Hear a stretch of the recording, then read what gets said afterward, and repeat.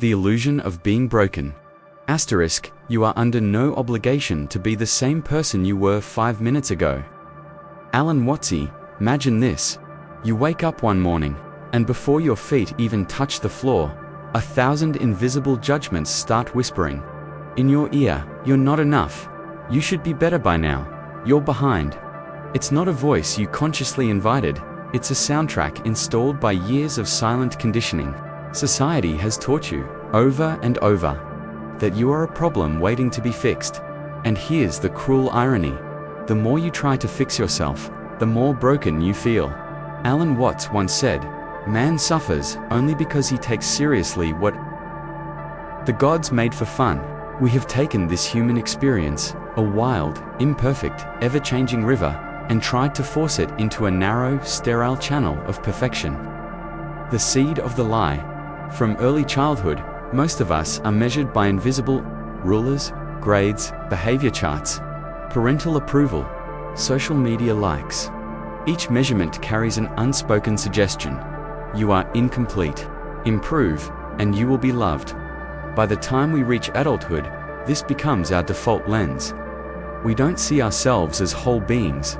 We see ourselves as construction sites, always in the middle of renovations, never truly ready for the world to see. This isn't just sad, it's tragic, because while you're busy sanding down your edges and painting over your cracks, you forget that your edges and cracks are what make you real. A story to remembering Japan. There is an art form called kintsugi, the practice of repairing broken pottery by filling the cracks with gold. Instead of hiding the flaws, they highlight them. The result is something infinitely more beautiful than the original dot. Now imagine if we lived like that.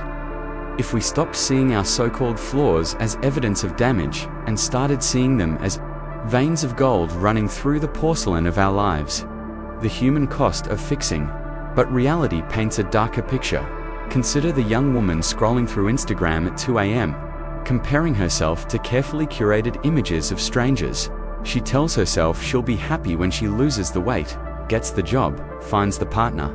Yet the finish line keeps moving. Her self-worth is always just out of reach. Or the man in his 40s, trapped in a job he hates, convinced he can't walk away until he becomes the best version of himself.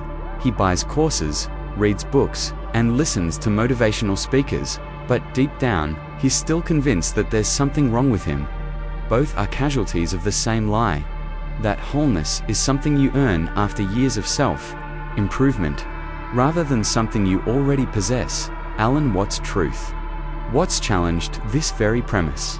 He reminded us that the self is not a problem to be solved. You are an aperture through which the universe is looking at and exploring itself. This means your value is not conditional on becoming better, cleaner, more polished. You are already a complete expression of life itself, messy, complicated, and alive. A shift in perception. The first step toward freedom is brutal in its simplicity. Stop trying to become something and start realizing what you already are, because the truth is, you were never broken. The cracks you feel are not signs of failure. They are the fingerprints of experience. And experience is the gold. The psychological prison. Trying to improve yourself is like polishing a brick. It might shine, but it will never become a diamond. Paraphrased from Alan Watts' teachings. You've probably heard this before.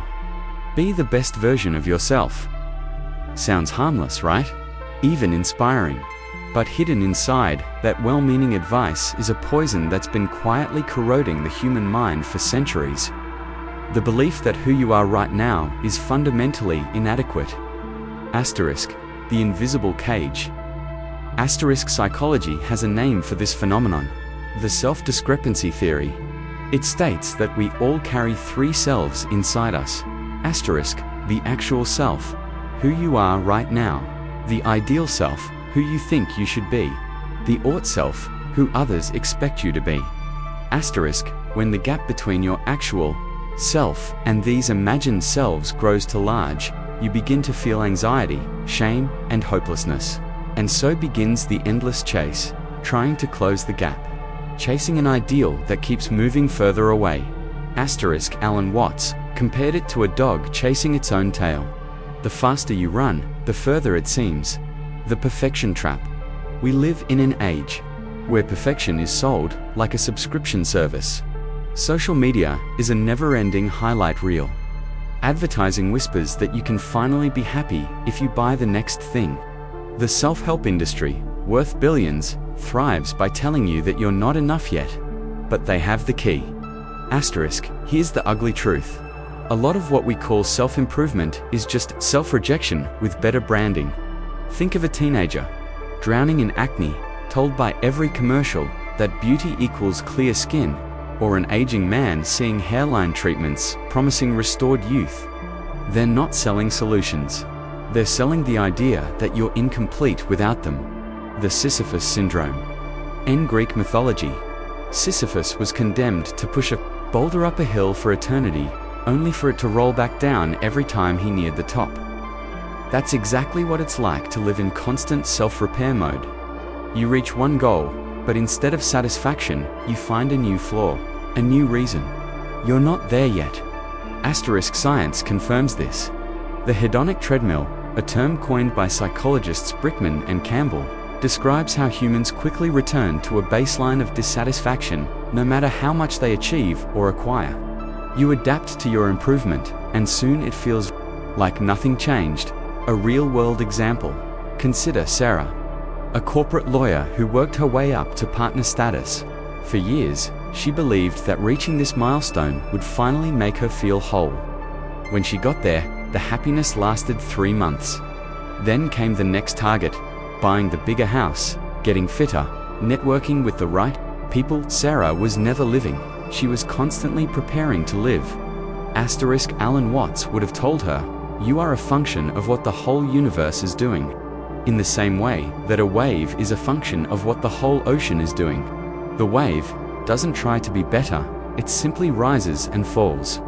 The moment you stop trying to control every contour of your being, you begin to flow with life. Rather than against it, the trap exposed. The moment you realize you are chasing an illusion, that there is no perfect version of yourself waiting at the finish line, something inside you cracks open. That's not the sound of breaking, that's the sound of a prison door unlocking. Asterisk, the clock strikes midnight in a hospital ward. Somewhere down the hall, a nurse is holding the hand of an old man who will not live to see the morning. His breathing is shallow, his eyes half closed, and yet, there is no fear on his face, only a strange, quiet acceptance. He isn't asking for more time. He isn't wishing to be someone else. He simply is. Asterisk, meanwhile, in the next room, a young woman lies awake, her heart pounding. She survived the car accident that killed her best friend, but the guilt has carved deep lines in her mind. I should have been better, she repeats in silence. If I were a better person, maybe. She doesn't finish the sentence. Asterisk, to human lives, separated by decades, yet bound by the same invisible thread, the belief that we are either ready for life, or we are not. That there is some point in time, some level of perfection, after which we can finally start living. Asterisk, but here is the heresy, Alan. What's whispered into the noise of our modern world? You were never broken in the first place. Asterisk, we've been sold the opposite story since birth. At school, they told us our worth could be measured in grades. At work, it was performance reviews. On social media, it's likes and shares. Every metric is a subtle accusation. You are incomplete. And so we keep chasing thinner bodies, bigger paychecks, shinier titles, believing that one day, the missing piece will click into place. Asterisk, it never does. You've seen it in your own life. The promotion that felt euphoric for 3 days, before the old emptiness crept back in. The relationship you thought would fix you, until it didn't. The self-help book that made sense until Monday morning came. Asterisk, here is the truth we refuse to face. The constant search for self-improvement is, more often than not, an addiction to We keep treating our lives as repair projects, forgetting that the cracks aren't defects. They are the fingerprints of the journey. The illusion of being broken. You are under no obligation to be the same person you were 5 minutes ago. Alan Watts. We grow up thinking life is a staircase. Every step is an improvement, a fix, a repair, until one day, you reach the top and finally become the person you were meant to be. But have you noticed? That top never comes. The staircase just keeps stretching into the clouds.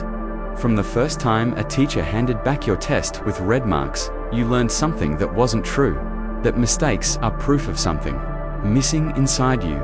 Every bad grade, every disapproving look from a parent, every comparison to the kid who seemed smarter or prettier. It all whispered the same lie. You are not whole yet. Asterisk, by the time adulthood arrives, that lie has roots so deep it feels like truth. You scroll through your phone at night, seeing people who look like they've figured it out, and you think you're behind. You sign up for the course, the diet, the productivity app. You tell yourself, just a little more discipline, just a little more fixing, and I'll finally be ready to live.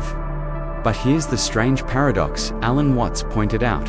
The more you try to fix yourself, the more broken you feel. Because every act of repair,